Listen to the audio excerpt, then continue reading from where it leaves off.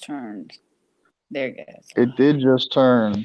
All right, everyone who is here, welcome. Thank you guys for coming. Still waiting on a few people. But allow me to introduce Mom. This is my mother, Sandra. Um, Hey. Dayson is a young man who's been putting in a lot of work in the community. That's my mom's. Um, Dayson's been doing work. He's working on a political science degree at Coppin State. He is an author of a book called The Talk. Um, and Dayson, anything you want to tell my mom about about yourself Um, while we're waiting? Yeah, And oh Miss well, Miriam. Oh, hi, y'all. yeah, that's my how you auntie. doing? I'm great, So thank you. Yeah, as tell David us already what. said, I'm an author. I'm also like a political advocate, a community activist. I do a lot of community service and stuff. I try to get people to understand the importance of voting. I did a lot of that during the 2020 voting season. Yeah, I just keep myself busy. I do anything and everything that I possibly can. Hopefully, so it'll help my career in the future. Hmm. All right. Cool. Thanks, What do you Dayson. want? And this is. Oh, go ahead, Ma. Well, I'm Let wanting to me. know what do you want to be when he grows up. I'm kidding, of course. What's your um, goal? Hmm. my goal, my ultimate goal has always been, and hopefully will always stay, just to help the people in my community, especially the people who need it the most. So in whatever way I can do that, in whatever way I can accomplish that goal, I will try. Right now, I am pursuing a political science degree at Coppin State University because I want to get into politics in some fashion. I feel like a lot of people have a negative view of politics and politicians, and I want to not only help change that, but use the position of a politician, someone who is a senator or a member of the House of Representatives or a mayor, and I want to help. I want to use that position to help people in my community, which here in Baltimore hasn't really been seen that often. Hmm. True. Cool. All right, Mom. This is Miss Quida. She is she runs Baltimore Homes. If you want to introduce yourself to everybody.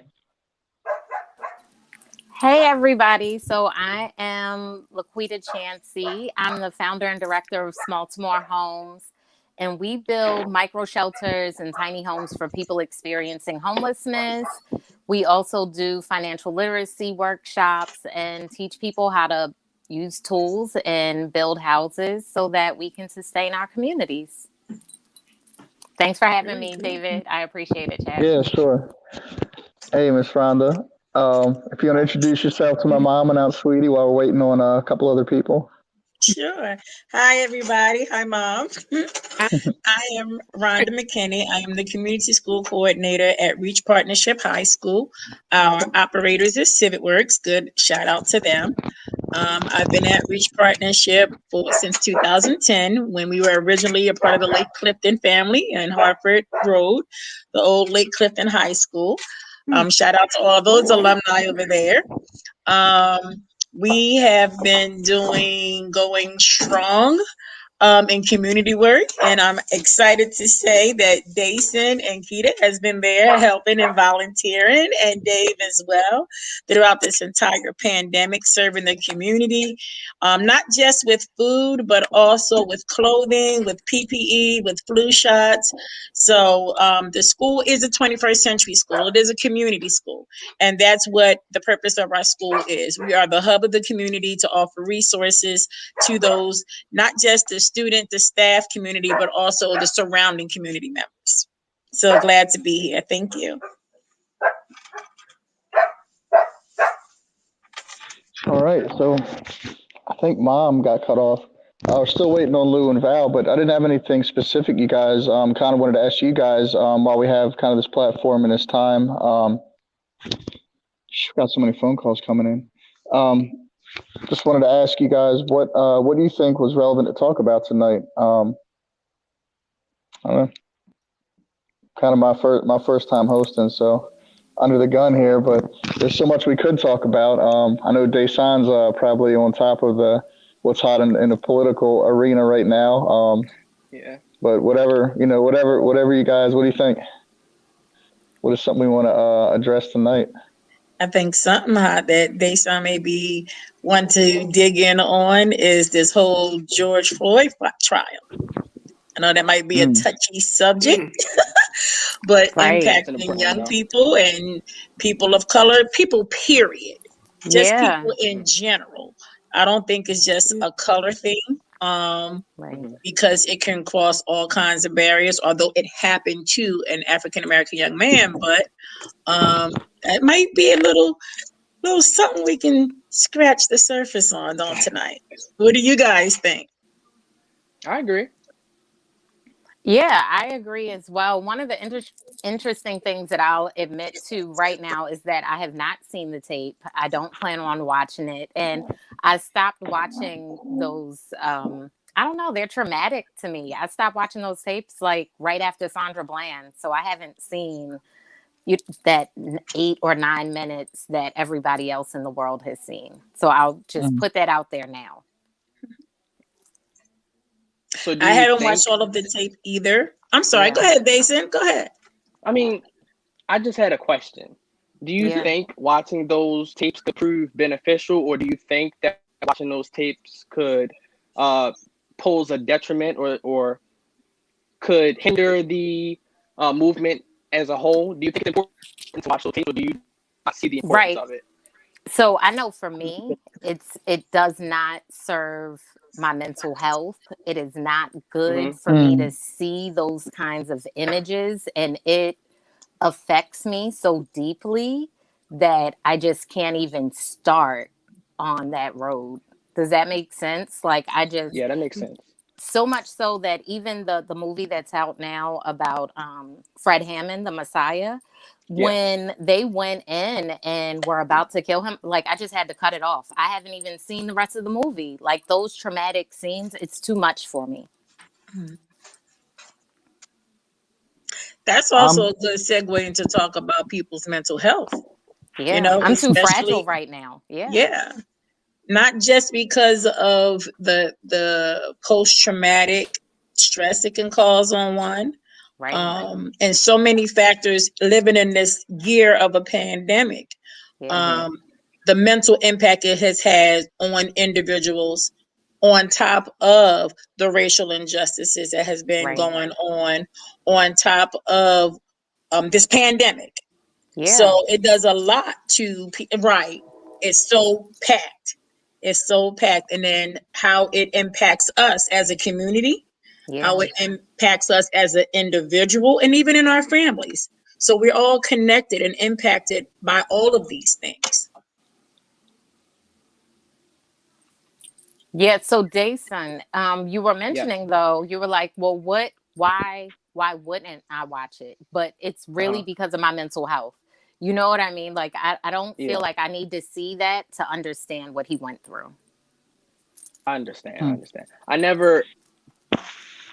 went to a lot of protests, and of course I wrote a book on this specific topic directed towards kids.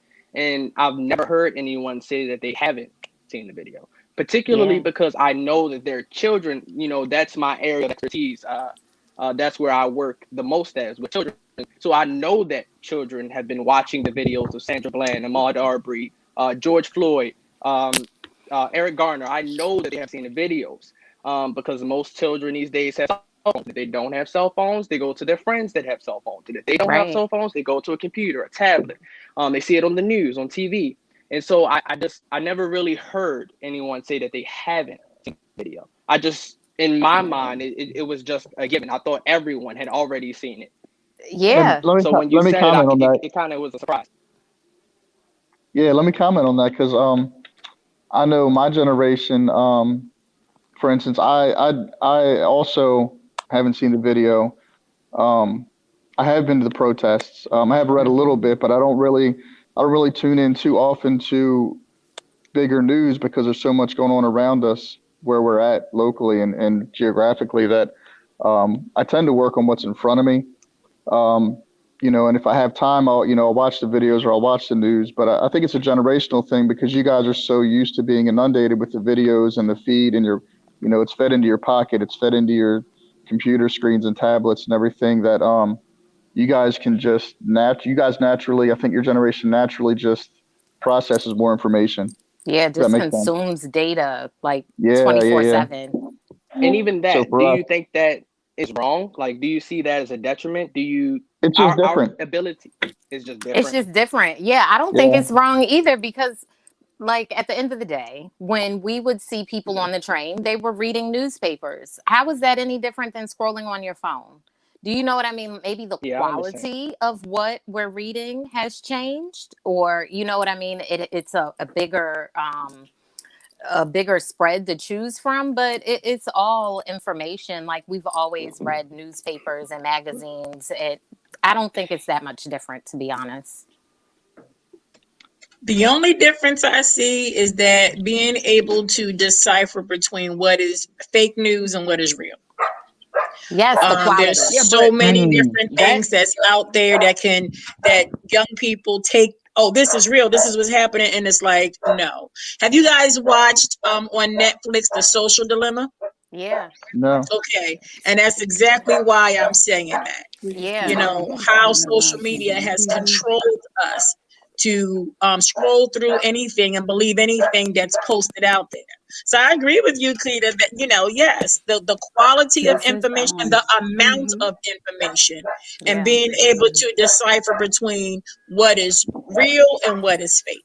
right, right. So that's interesting, right? How do we, I don't know. even when we had newspapers, there was a certain level of mistrust, right? Like I know then like one of my favorite things to quote is when Denzel was in an interview, he said, if you watch the news, you're misinformed, and if you don't, you're uninformed, right? So how do we teach ourselves as well as the younger our new leaders like Dayson, like how do we teach these guys to discern the truth? Because that's kind of why I stay in my lane and do what's in front of me, because if I've seen it and it's in front of me, then I can testify to it. I know that it's true. But then beyond that, I have to take everything with a grain of salt. So how do you find media that you can trust? How do you find information? I mean, there's a certain level of trust, but if you mistrust everything, then how do you discern the truth? How do we teach these guys to do it? Yeah, that's a great question. That's a great question. And it's something that I feel like even as an adult, I struggle with. So never mind, the kids trying to decipher what is, true and what is not, because we still have to realize that propaganda exists and that marketing exists and that people want to help us help ourselves, but really it's of the self-interest to help them. And kind of, read between the lines. I really do think that it's something that we learn. I don't know that it's, 1, 2, and 3. It is learning, what the community and what the people who are involved are being affected by and what they are saying. So I think we have to be careful with who's delivering the message and how we're receiving it. Well, I mean, And I guess can always I was speak going to ask you. I can always speak to the political perspective of it, because as we know, we just had a president who liked or loved to spread misinformation, disinformation. And I always tell people not to be entrenched in your political ideals, not to necessarily, everybody, or not everybody, but most people would either go Democrat or Republican, but not limit yourself to that specific set of information, those specific set of news sources, because that could potentially put you in a situation where you're believing misinformation or disinformation, or believing one set of beliefs instead of expanding your view. So I'm a registered independent. I'm not necessarily a Democrat or a Republican, although I do lean Democrat. I watch stuff like Fox News. I don't agree with everything that is on Fox News, but I believe it's important in order to discern what is the real and what is the wrong. Absolutely. I think that's a great point that, again, we have to know who's delivering the message. So Fox News is probably going to deliver something a little bit different than CNN. But if it's the same story, we can read between the lines and decipher, take from it what we need and leave what we don't. So that's a great point, Dayson. Yeah. That sounds like a lot, right? Because if we're spending all our time trying to figure out the truth, then that's part of the hustle, man. That's part of the Yes. hustle of keeping us uninformed, really, or distracted.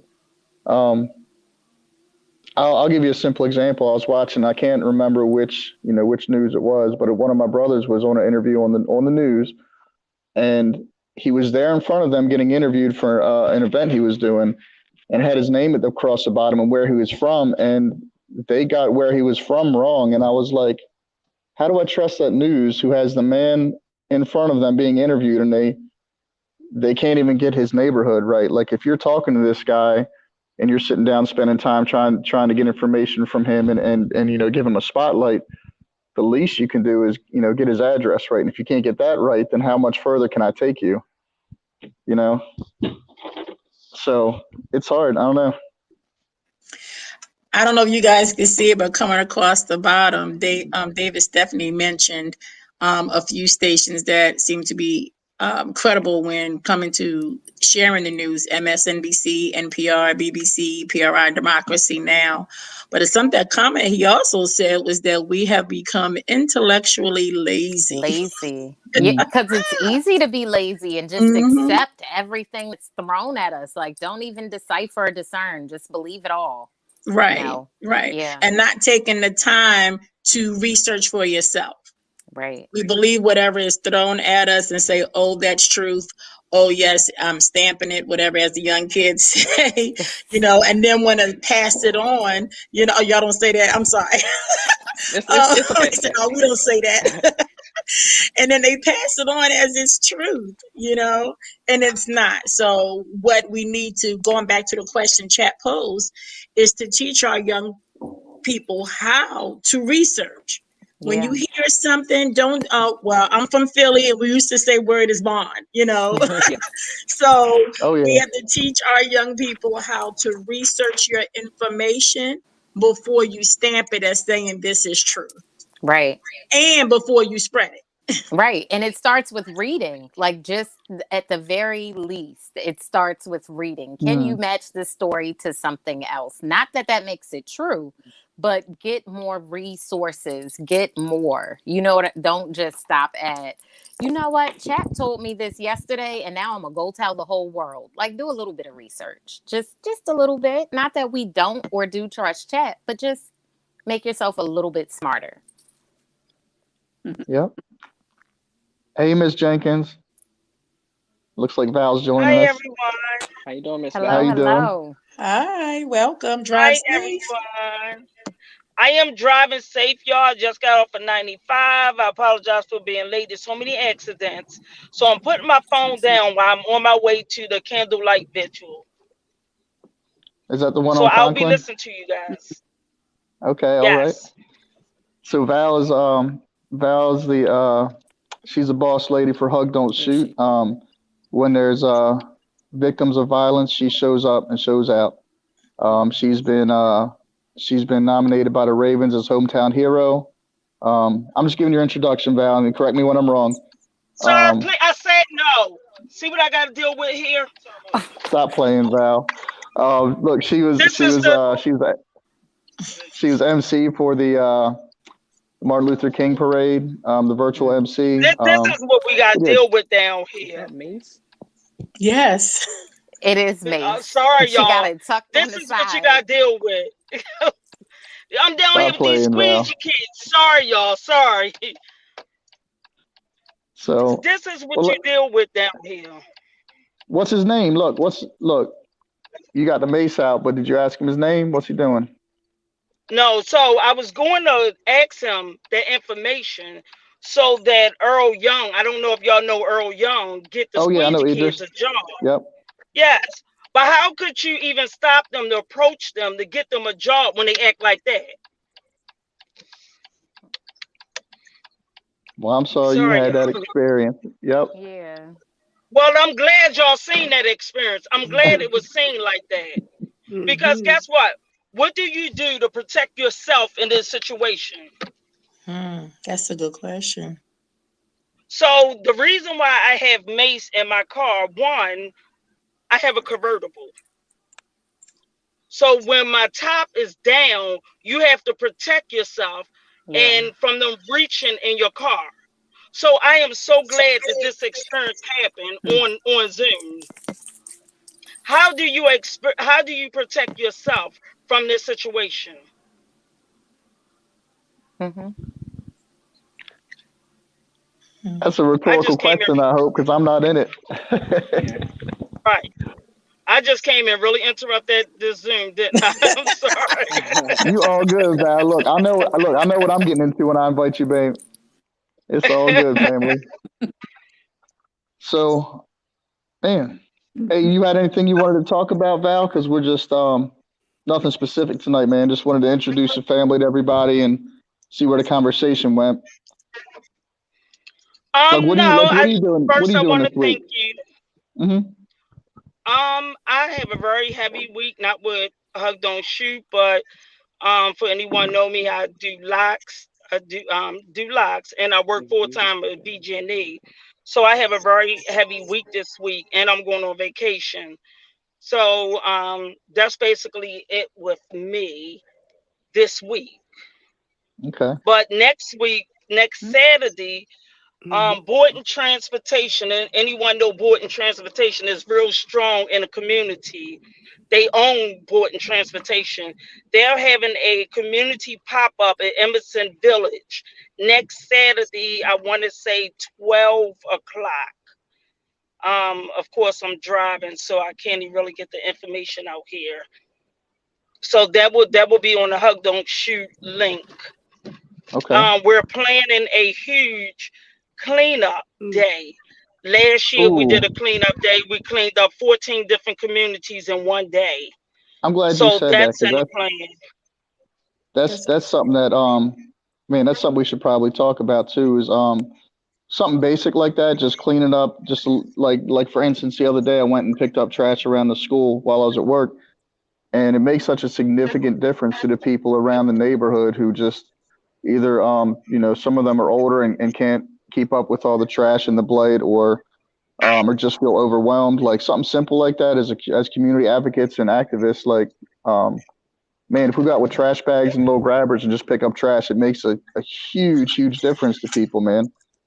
It does Something make a simple like that. difference, but we have to get people to learn how to appreciate their community. Because what Fact. sense does it make if we go out there and clean it up just for people who live right there to dirty it Hmm. back up again? So when people take pride in the community and the neighborhood and where you live in, and we say, hey, I don't mind going out. I've done it before. I'll continue to do it.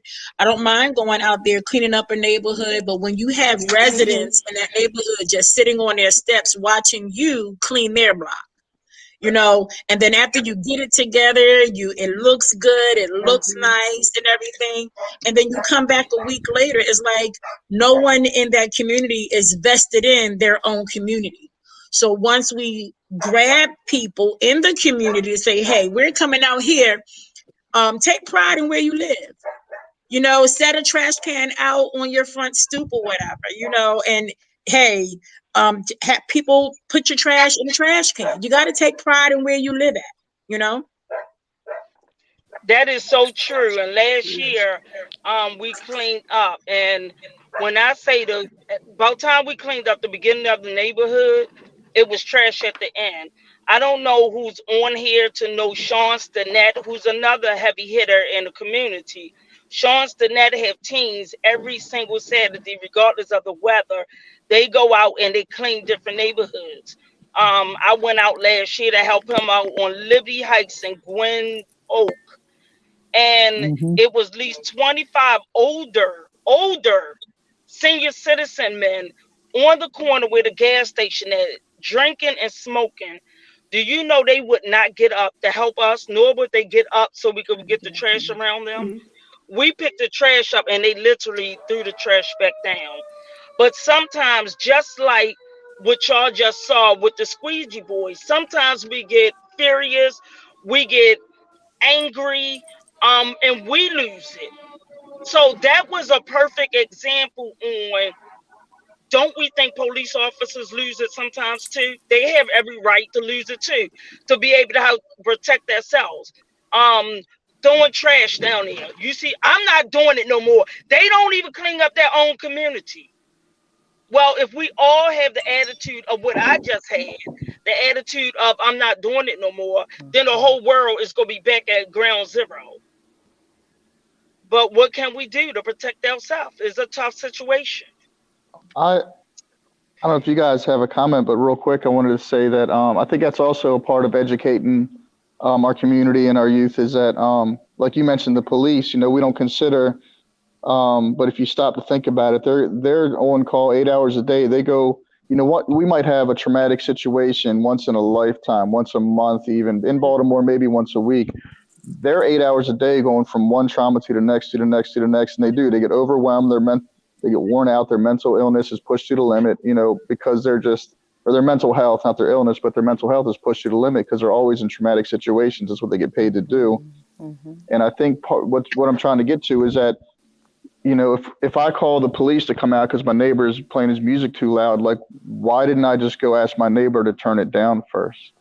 Right. But I'm calling the police to babysit. And I think on top of all the trauma, now we're overwhelming them with petty stuff. And I think we just need to teach each other to police ourselves, Right. But I think that goes back to something Miss Val said.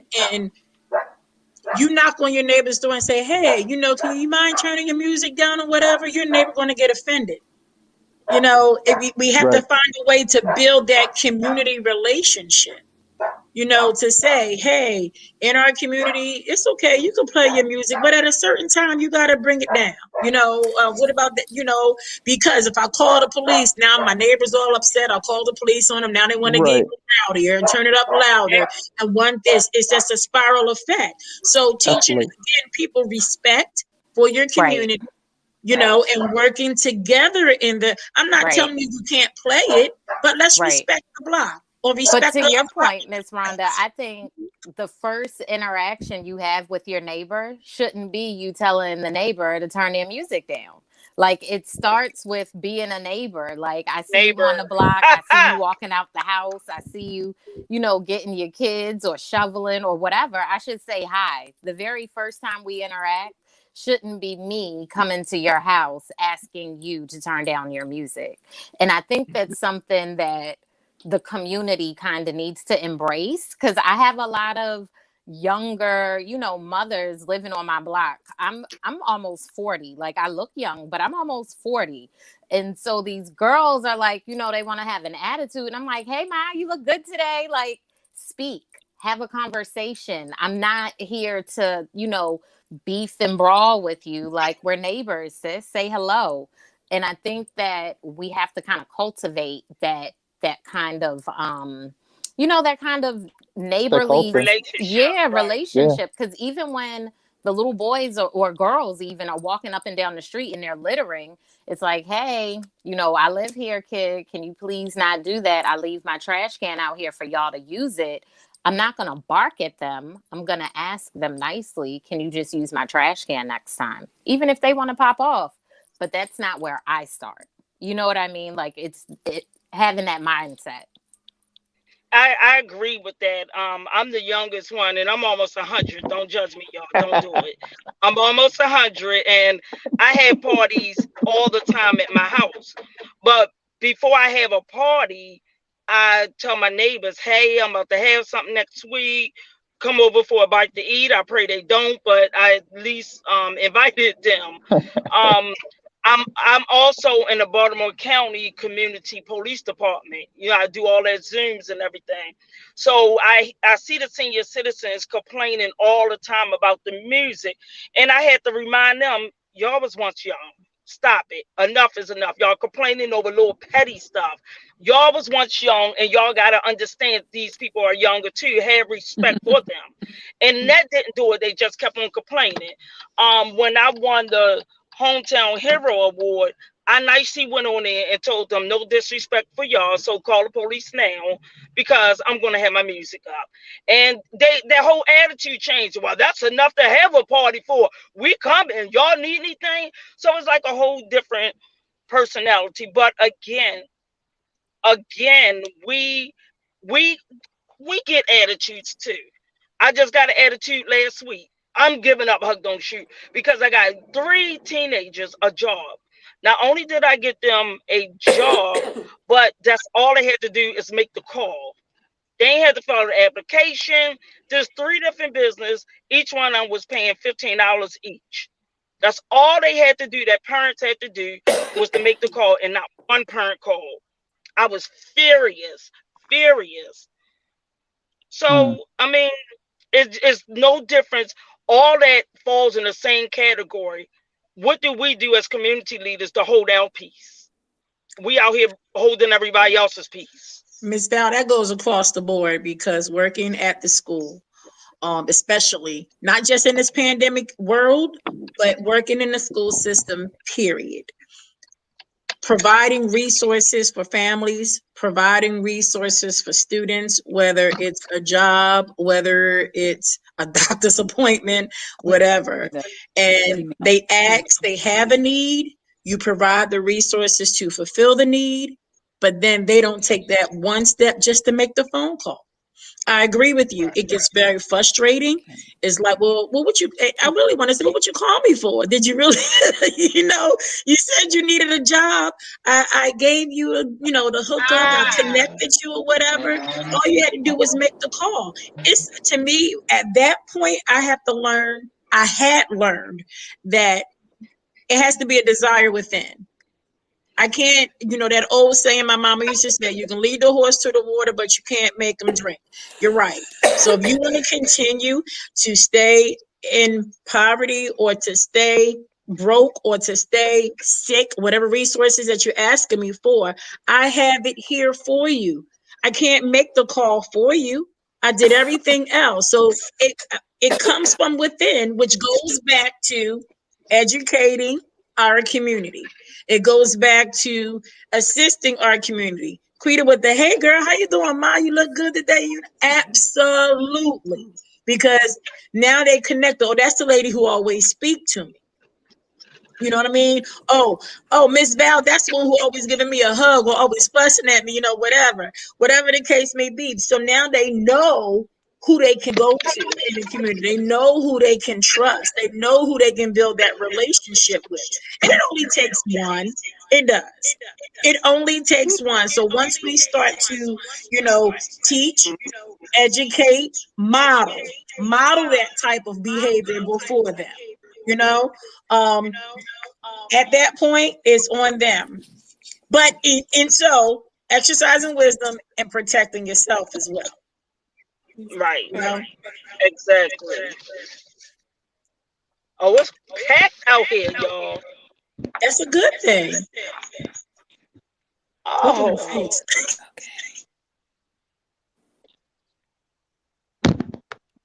So Dayson, what do you think, man? Because let me mention that when I read his book, and it's a children's book, but it very much spoke to the parents, I think, on how to have a conversation with their children about growing up being Black in today's culture. So I know that you are considerate of the young parents, maybe your age, a little bit older, in what you do, because you thought enough about them to write a book. So, like for I guess I'm trying to ask, how do we encourage parents your age to be responsible when maybe their parents before them weren't available to teach them that? Where do we begin? Hold on, y'all. Where do we begin? So first, I would say that my book doesn't only detail or explain or look to talk about what is happening in our current culture. As we all know, this has been happening for 400 years: slavery, Jim Crow, segregation. Then police officers who you guys said sometimes have bad days, but ultimately end up hurting us. You understand what I'm saying? Can I interrupt y'all 1 second? Yeah. I'm putting my earplugs in. I'm gonna be a little quiet. The mayor is down here. It's packed, so I'm listening to y'all. Yes, ma'am. Okay. Go ahead, Dayson. So my book, I wrote it specifically for children, but Black people in general, for Black children and colored parents. but I didn't want this book to only be for Black people, because other people, other races, other ethnicities, they need to understand the situation that we are in so they can help solve it, if that makes sense. So the book, I try not to make it too complicated. When children see the videos, I feel like that's complicated enough. You know what I mean? They don't fully grasp or understand what they're seeing. And I know they see it because I've talked to and had conversations with children that had watched all of these videos and didn't understand why somebody that looked like themselves, or somebody that looked like their father or their mother, was being killed, especially in the case of George Floyd, where the police officer stood on his neck for what, 9 minutes? So I hope this book will help people have the conversation with their children, so that way their children can grow up understanding how to deal with specific situations involving either police officers or someone who just may not be appreciative or may not understand the history of someone that looked like me. This book talks, it doesn't only talk about race though. It also talks about class and gender. Because we know that at the bottom of the totem pole is not Black men, but instead Black women. They are paid less than Black men. Even though they are Black, they also have another hindrance, which is their gender identity, or I mean their sex. I'm sorry. So I try to tackle multiple different social issues that we here in the Black community and people in general have to deal with, so that way parents could teach their children and everyone can understand, so that we can all together try to solve these issues. I'm glad you said that, because let me comment on because this is something I often articulate in my conversations with other partners, like Dayson, you know, from what we do, right? Like when we're out there working, there's maybe like you, me, Lou, Pastor Luke. There's usually like 5 guys, and then what's the rest of the crew look like? You'll attest to it, man. It's like 95% of the people out there in the community is women working. Yeah, there's maybe 5 of us and 95 of women doing all the work. You know, when I go to churches around the city, you know, sometimes people have a certain stigma about female pastors. But that's because, you know, a lot of the neighborhoods and churches, the men aren't there to step up. They're incarcerated. They're on the corner drinking or smoking or drugging. But it's interesting that it is perceived as a hindrance, and I guess in our system of oppression we live in, yes, but at the same time, they're the most powerful, most hardworking people in our society. You guys are doing it all. Like, I can always speak from the political perspective. They're the ones that have been uplifting the Democratic Party since the beginning. Black women, they have been the backbone of the Democratic Party since the beginning, and yet the Democratic Party or politicians in general always overlook them, because for some reason they're still paid less than everyone else. All of us have understood and realized there was a problem for decades now, and yet it's not fixed. I think part of the issue is that the role of Black women has just kind of been taken advantage of. Like, it's just expected. Like, something needs to be done, call a Black woman. You know what I mean? Like, it's almost like just, you know, she always has that cape. She has a gang of girls she can call, and they're going to whip it up and put it together. And it's just kind of expected. And we just perform in that way. And I don't know that it's good for our mental health, but I know that it's just the norm. Like, if I want to get something done, I'm gonna call one of my homegirls and we're gonna get it done. It's not gonna be a Black man. It's not gonna be a white man. It's not gonna be a white woman. It's gonna be another Black woman that I'm calling to get it done. Me too. Right. I'm not even playing with you. Like, when yeah, you know, and maybe that's because that's what Baltimore looks like. But beyond that, honestly, you know, it's just something I've noticed as we've put in work in the community, is that yes, what you just said. And I don't not being a person of color, I don't know if it's good or bad, but I know that when I need something, without any of the drama, if I've just got to have something done, like, you know, there's like 2 or 3 guys I can go to, and probably like 50 women that I can go to, and they'll get it done. It just is what it is, and I don't really even have an opinion or comment on that. It's just a fact.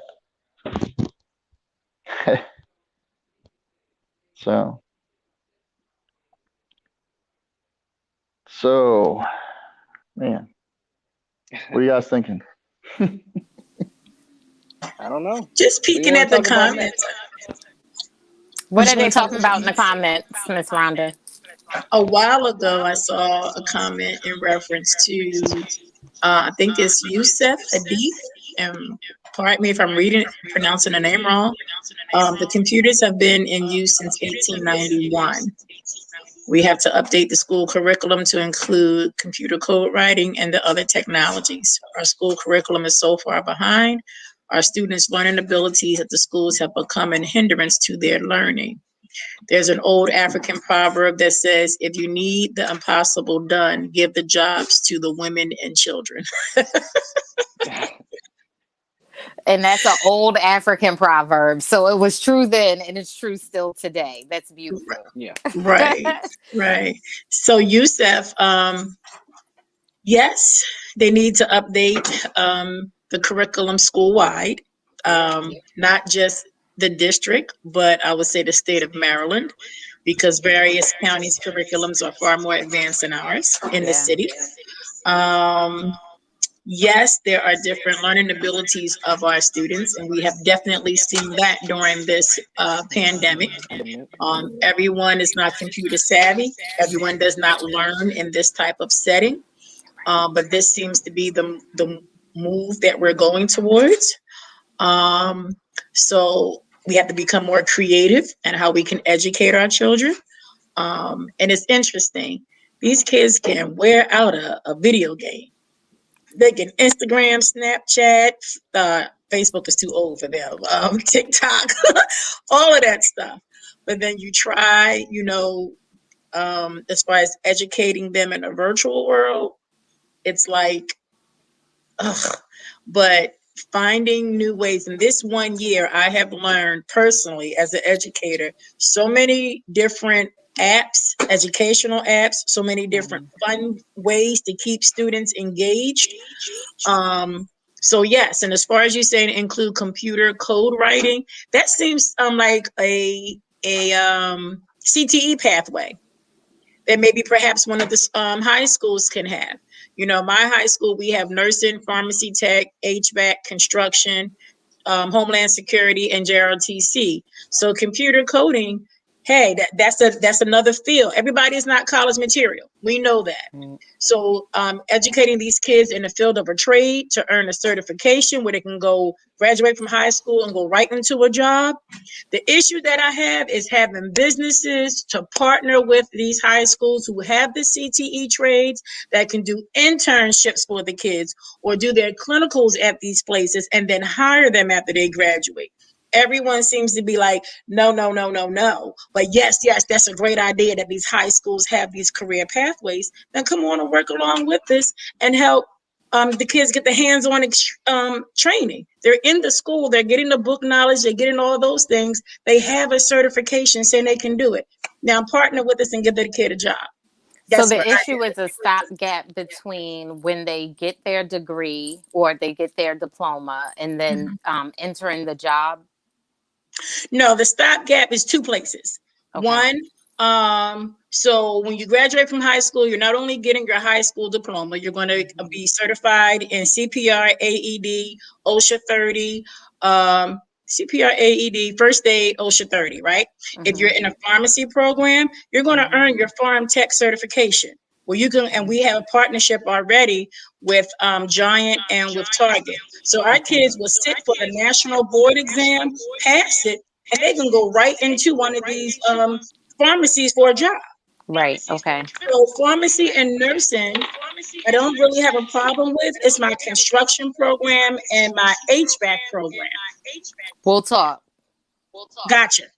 I can. Right. That, yeah, like that's my lane. And I'm like, okay, all right. That's where I am. Thank you. Yeah, I'm And like, and you know, help me to understand where I can help. Thank you.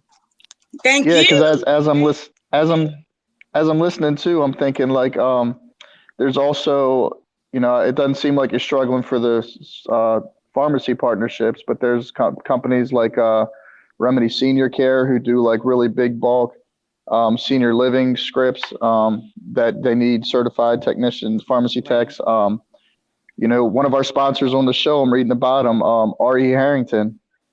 I'm sure that they would love to partner with the school and get the kids in. Harrington is like one of the biggest plumbing probably the biggest, as far as I know, as far as I'm told, but a huge plumbing contractor for the city. We need that. Is, We need is that. At yeah. one point, and it's not that I haven't beat the pavement, Quida or Chap, to try to build these Right. partnerships. You know Yeah. what I mean? So we get the kids ready, we get them certified, and even in their senior year, and we can work out something where they have 1 week to go to the locations that you guys are referencing, to have the hands-on training experience in that place. That'll serve as their internship or their externships. Right. And then once they sit for that board, the national or the state board exam. Hmm. So figure you coming out of high school with a high school diploma, a certification in CPR, AED, first aid. If you in HVAC or construction, OSHA 30, you're ready to walk right into a job Anywhere. You're ready to anywhere. work anywhere in the world. Yes, yes. So Yeah. we need to build those types of partnerships, and not just with Reach Partnership, the best school, where we are moving from good to great. I had to put our school motto out there. Right. But other high schools in the city also has their own CTE pathways. So I would just encourage any of the businesses that are tuning in and you want to give back to the community, you want to make a difference. If your organization has a community connect, or a community partnership where you're looking ways to give back, you're looking for ways to help out in the community, because giving back into the schools helps the students, to give back. We're teaching them to give back to the community as well.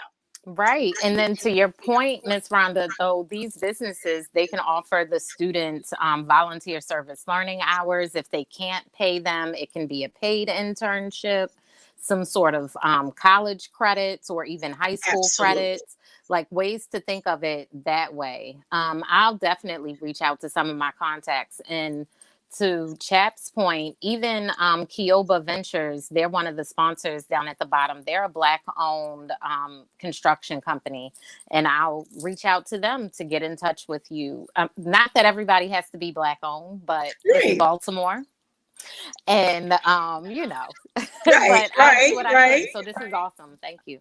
I think let me share with you guys something that you said, because you said that the black owned companies. So I was reading a book. The last book I finished was City Uprising. I think it's City Uprising, and I'm probably getting the title wrong, by this guy Kevin Sherd, and he's interviewing somebody in the book, and he mentions that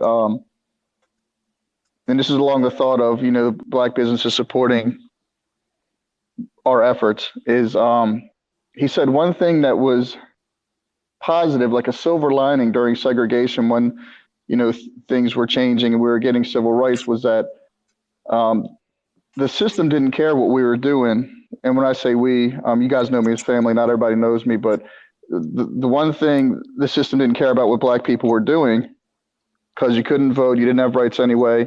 The system didn't take care of our people, so we had to take care of ourselves. Yeah. And it was like the silver lining was that you could go to the barbershop and get a haircut when you didn't have money. You could go to the church and probably have a medical clinic set up there. You could go to a local restaurant in a black community and they'd feed you, right? We took care of each other. We took care of each other because no one else would. Right. And then when the government came in and started, along with all the other things that the system does, they started, taking away our ability to do that for each other. Then things started to deteriorate. And I think it's important that we have generations of people relying on the government. And I think it's important that we don't. I think it's important that we retrain ourselves to rely on each other first. Like when I need something now, it's like I'm not real quick to call councilman so-and-so or, officer so-and-so or whoever I know, I'm real quick to call you guys. And I think it's just, we need to proliferate that on a bigger scale. And just like you were talking about the neighborhoods and communities, like we need to know who your neighbor is, not put the blinders on, go out to the car, go to work, put the blinders on, go back in the house, and then sit in front of your screens. But like, I love walking my neighborhood all hours of the night. I love sitting on the porch till 2 a.m. and then walking up to the club while they're closed and making sure nobody's harassing people. Like, I just love doing that. I love breaking up a craps game on the corner at midnight. And it's probably dumb. It's a dumb thing to do, but it's just, I love it because it's relationship building. So I can go up to the corner, guys are packing and they're playing a heavy game, and I could say, hey man, can you guys, split?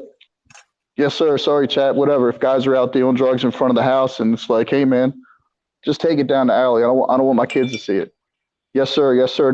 If you have relationships, there's a level of respect there that you can do those things without compromising your safety. But if you don't know me, and let's say I came out with my dog and I'm like, what are you doing? Get out of here. That's going to cause issues, right? So I think it's important to build the relationships. And me and Dayson were talking about that. He does so much and he's so good at social media and communicating on that level that I always want him to see what it looks like to do this analog, because there's so much value. I can end every one of my conversations with all three of you and other partners. I always end our conversation letting you know I love you because we have that relationship, because we're not just liking each other on Facebook and reading little snippets of headlines of our life. We're actually building our community together. And I think it's just so valuable. I agree.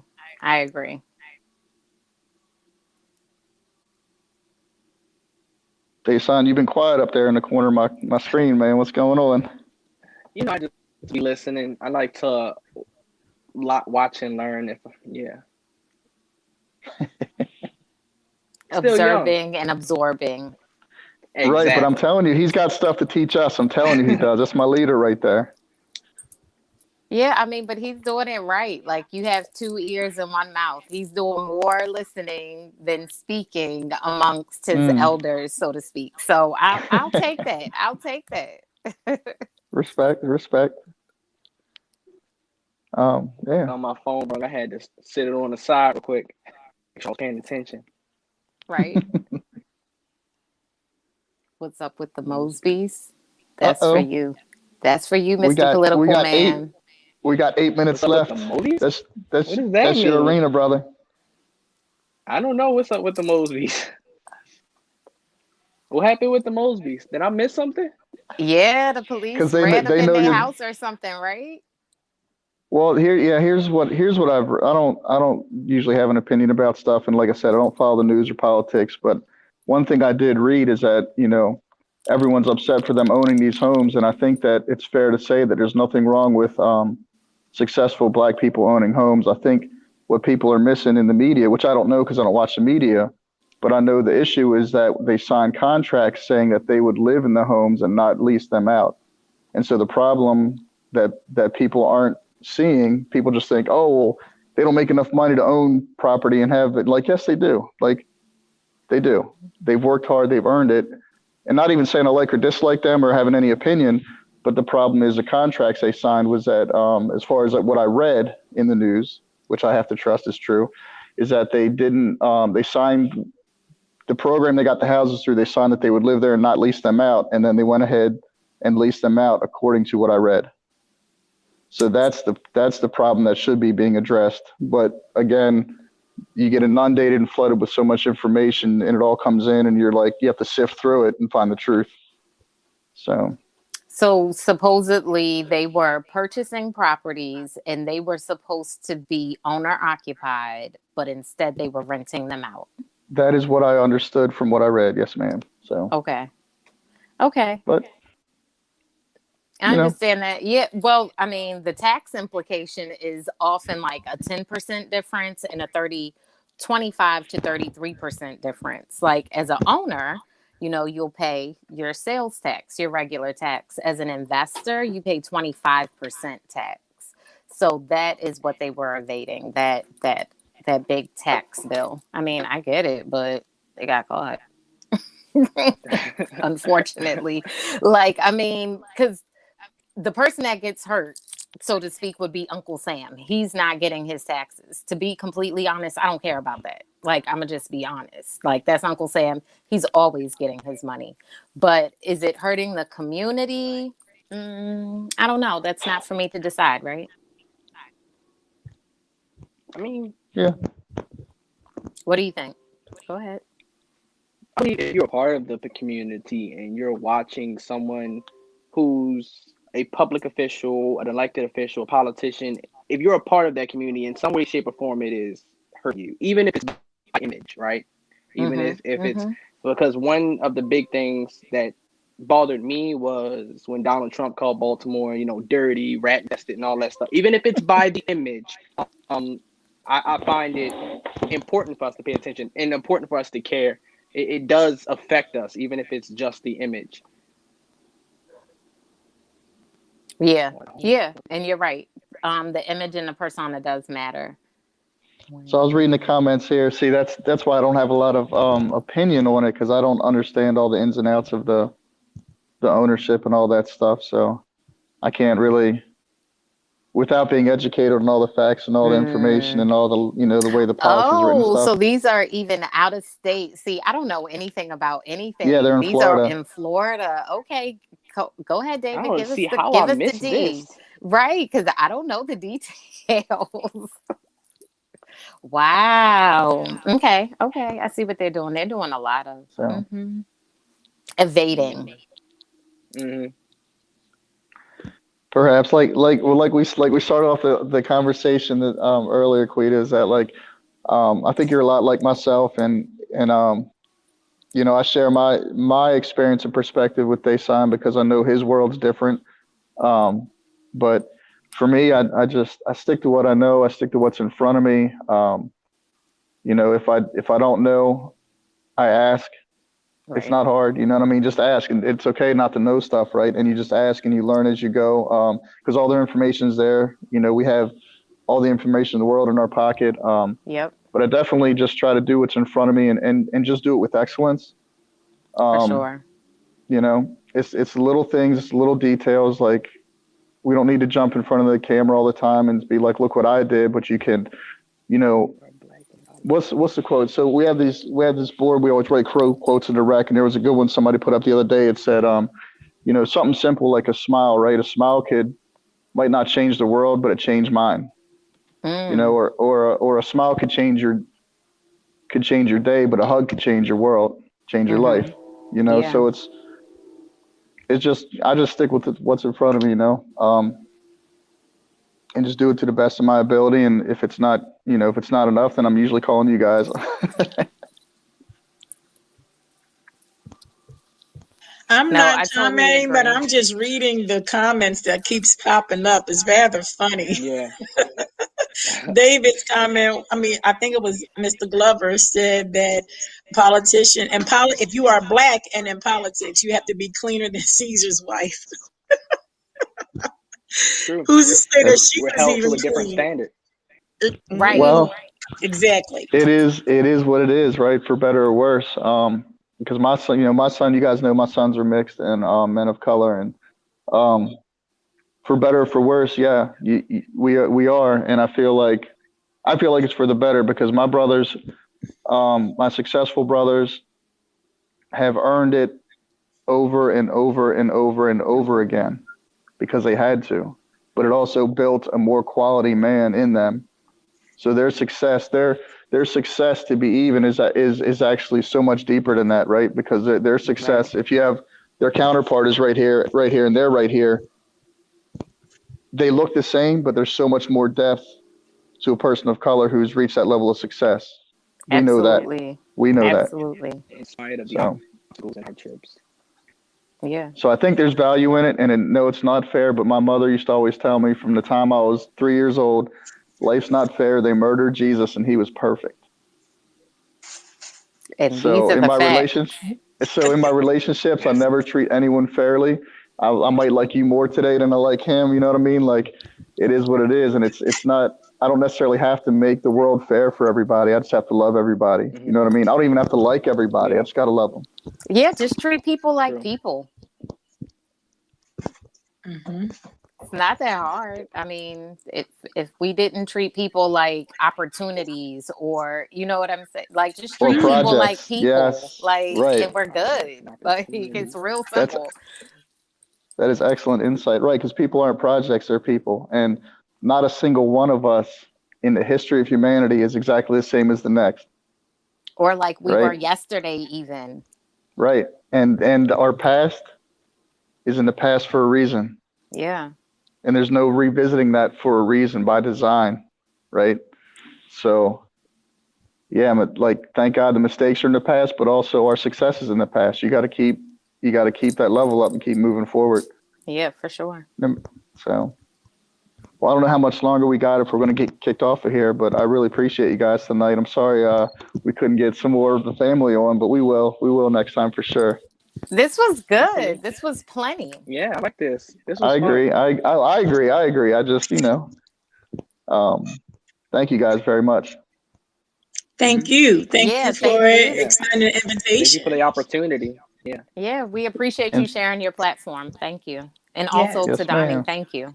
Thank you, Yeah, Mr. thank Glover. you. Thank you so very much. Thank you, Dayson, in Mr. case you Glover. didn't see, somebody said that they just ordered a few copies of your book and they're going to pass them Oh, out. thank you. Excellent. Um, Yeah, Thank you. I I Thank took you. give mine a out. shout out to Yusef. I think that's who said it. He said he Yusuf? purchased. Yeah, I don't think Thank you you, can Yusuf. respond to on the chat here, but I did see it. Mhm. He said that he purchased your book and he's going to pass a few of them out. So shout out to him. Thank you. Thank you so much. Yes. Well, this was Thank great. you. I don't know what happened to Chap. You Oh, I'm know, back. Yeah. I'm back. There he is. this Right. typical virtual world. Yeah, thank you, Youssef, and everybody for watching. Awesome. Thanks, Donnie. Love you too. Thanks again. Thank you. Be safe, See you everybody. later. You too. All right. Love you. Good night.